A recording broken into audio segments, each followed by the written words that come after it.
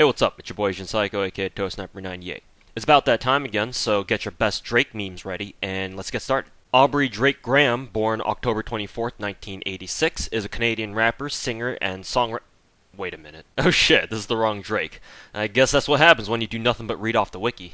Anyways, the Drake y'all care about is a 5-star writer, the game's very first SSR writer, in fact, who debuted with the Okeana Singularity as your main ally for that chapter.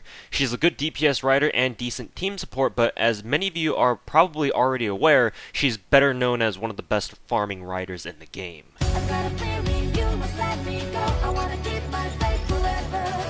At level 90, Francis has 12,830 HP and 11,326 attack, and at level 100, those go up to 14,056 HP and 12,398 attack. She's got standard rider class, star gen, and weight, 0.42% MP charge on attack, 3% MP charge on defense, a 50% death rate, and she's chaotic evil, the most enjoyable alignment you can be in any D&D game. She's got a near automata deck with a Buster NP. Her Buster cards have 2 hits, her Arts cards 4 hits, her Quick card 6 hits, and her Extra 4 hits. What this means for you is that Drake is kind of a glass cannon. Usually I don't nitpick servants' stats like this in my videos, but similar to my Jalter video, I feel the need to point out Drake's very low HP since there are god knows how many more SSRs out there who easily clear 14 or even 15k HP.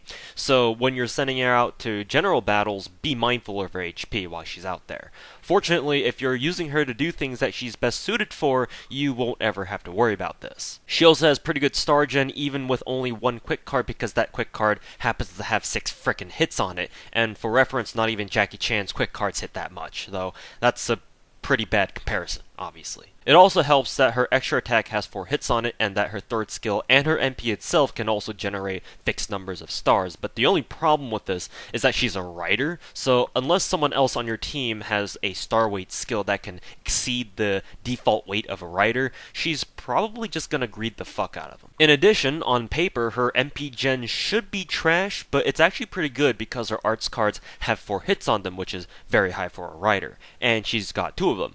Add the fact that she's also got very high star weight as per her class, which we just mentioned, and overall, given her ability to arch chain and supplement her arts cards with crits, and her 2nd skill, her MP gen is overall very solid. And lastly, Drake has the star attribute, which means that she's got 10% bonus damage against beasts and doesn't take extra damage from Clay Lover. When you'll ever come across a time when knowing this will actually be useful outside of like 1 or 2 fights, I don't know, but hey, now you know, I guess. But what is useful knowing at any time, however, are her skills.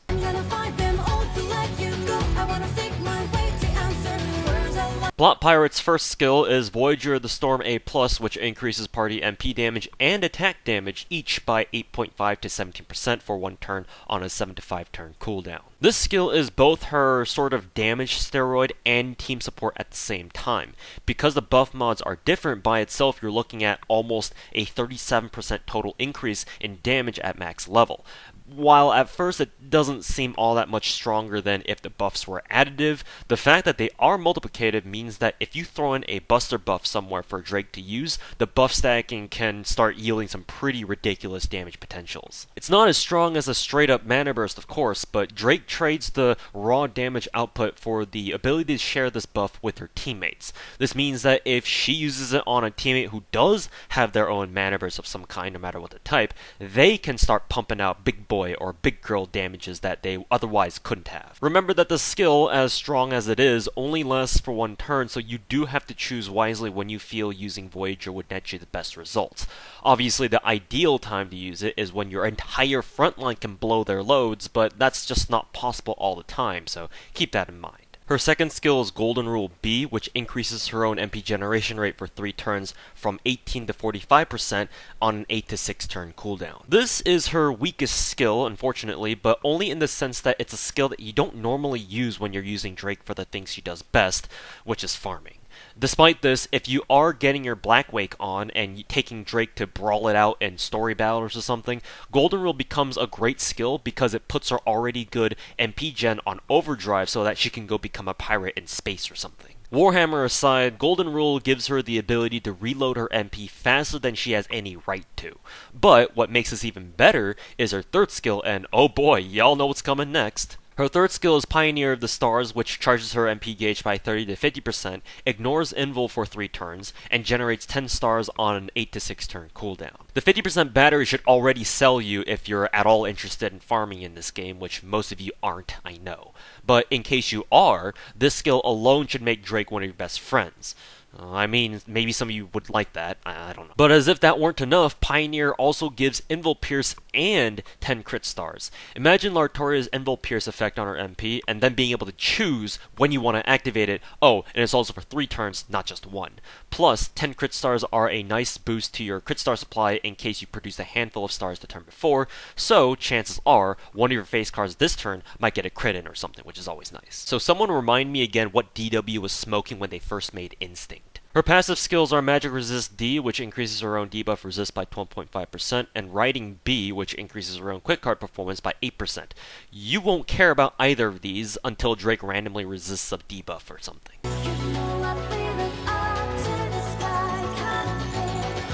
Grapeshot's NP is Golden Wild Hunt, which is a Buster AoE NP that deals 300 to 500% damage and generates 20 to 40 stars. Post-interlude, the damage scaling goes up to 400 to 600% damage. There's not much to talk about with this MP. It's simple, it's fast, and it leaves you with a stack of crit stars that you can use to reload Drake's MP with, or use for anyone else who's got a star weight buff. So let's start talking about her biggest assets that aren't those watermelons she's got.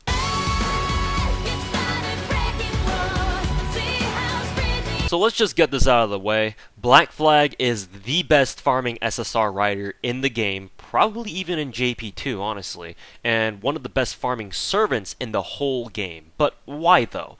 It comes down to mainly 4 reasons. The first reason is her Pioneer skill, but if you've watched my previous video on Lartoria, then you'd have already heard me rant about how 50% batteries are the fucking shit, and the greatest thing since Kinoko Nasu, and how they synergize very well with event CEs that give starting MP charge. I think y'all get the point by now, so I'll spare you the rant this time. The second reason is her Voyager skill. It's perhaps one of the best team damage skills in the game because it's both a charisma and a tactics rolled into one, and most people in this game don't have both a charisma and a tactics in their skill set, unless your name is Iskander. And even then, while his charisma and tactics together might be stronger than Drake's Voyager in terms of sheer efficacy, he doesn't have a 50% battery like Drake does. So under normal circumstances, if you want an MP damage buff and an attack buff, you'd need to bring 2 servants, 1 for each. Not the case with Drake, who can give you both with just 1 skill, meaning that you can bring an extra servant for additional buffs for even more buff stacking. The third reason is the fact that she has an MP interlude. In case you might not understand just how impactful having an interlude that buffs MP damage is, an MP2 post-interlude Drake does the same damage as a pre-interlude MP5 Drake. It's a pretty simple reason, but the sheer increase in damage means that her lack of a true damage steroid like Mana Burst doesn't matter as much because now it's built into her NP and then some. And the fourth reason is that there are quite a few enemies in this game who drop very valuable ascension materials and skill materials that are casters. Examples include Demons for Hearts, Ifrits for Lamps, fucking spellbooks that cuck you every time you want to farm at Hyde Park for pages, Sphinxes for scarabs, etc. And this doesn't include those weird event farming nodes where enemies that aren't normally casters show up as casters anyway for whatever reason. Oh, and don't forget the Berserker enemy types too, like Golems for crystals and Chimeras for talons. So the long and short of it is, Drake is unbelievably useful for farming because even if her raw attack rating isn't the best, the places in which she's useful for farming something, be it a free quest or an event node, are probably too many to count. Even in nodes where damage-wise she isn't the best option, the flexibility that a 50% battery and Voyager offers is so great that she becomes a viable option anyway in a lot of cases. In fact, she's pretty comparable to Lartoria actually, in the sense that they both have skill sets that are unique to themselves in terms of utility and application. But while Lartoria mainly focuses on her own damage because of her Mana Burst and battery combo, Drake is more of a team player with her Voyager and battery combo, which probably makes a lot of sense if you take lore into account. But of course, with power often comes a cost, and for Drake, she does have to sacrifice the ability to become a quote-unquote meta servant for her undisputed best farming rider title. She has no hard survival skill, she's got very low HP for a 5-star, she has an AoE MP, and she has no crit buffs of her own that take advantage of her star weight as a rider, especially considering the fact that she can generate 30 plus stars in one turn following her MP. By far her strongest role is farming, and that's what she's built to do. In fact, her Pierce Invul effect on Pioneer, which normally you'd think is a decent effect to have for things like challenge fights, is also very useful for event farming nodes where you're up against enemy servants who like to spam evades or invuls in case you mess up and don't one-shot them, and Drake can just plow right through them afterwards since her Invul Pierce should still be active.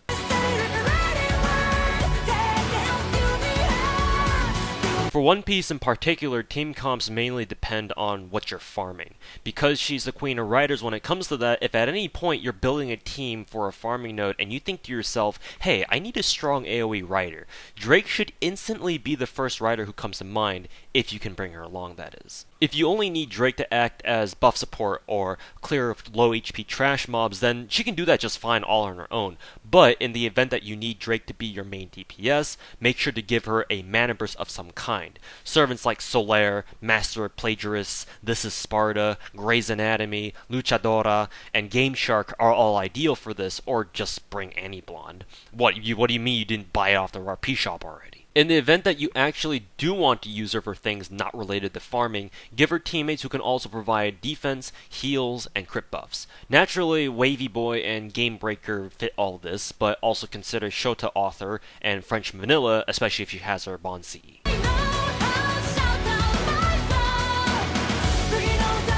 Basically, any CE that I said was good for Lartoria is also good for Drake, and it should be pretty obvious why. But special mention does go to Participation of the King for being a buster buff and starting MP charge CE. For non-farming CEs, the best CEs on her would be either Buster Mod CEs or Crit Damage CEs, so ideally, you'll want to give her Victor, and even better if it's maxed, so that she can get an additional 2400 damage on top of its effects. Otherwise, Elzio, Atumbra, Gudao, and other CEs with similar effects are all pretty nice to give her. Just be careful with Knight's Pride as always, since Drake doesn't have a lot of HP, and debuffing her defense isn't advisable unless you know you can keep her alive. If you're worried about her survivability, on the other hand, giving her Volumen wouldn't be a bad idea, so you make sure that she makes it past the first wave or two. Her own Bond CE is Golden Helm, which increases party MP damage by 20% when she's got it equipped and is on the field. It's a great Bond CE to have on her actually if you want her to take more of a support role in farming, since you can just use Waver to charge the rest of her gauge, and then plug them out for someone else if you need to, in case you do plan on using Drake's MP at some point in a farming node somewhere. And it should stack really well with the team's buffs, since MP damage buffs are relatively rare among servants.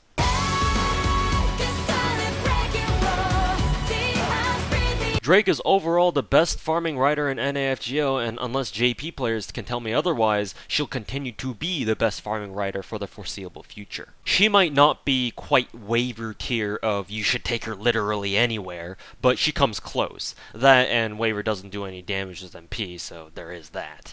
And she might not have the best raw stats for a 5-star, with her ability to perform outside of farming being quite limited, but that doesn't matter when her job should be to Thanos everything and anything that she's supposed to be able to farm, just like how she Thanos the Spanish Armada. And that's all you need to know about Atlas. Next video should be up at the same time as this one on Berserker Gintoki as kind of a late Christmas gift to you all. Merry belated Christmas, Happy New Year's, thanks for watching, and until next time, peace.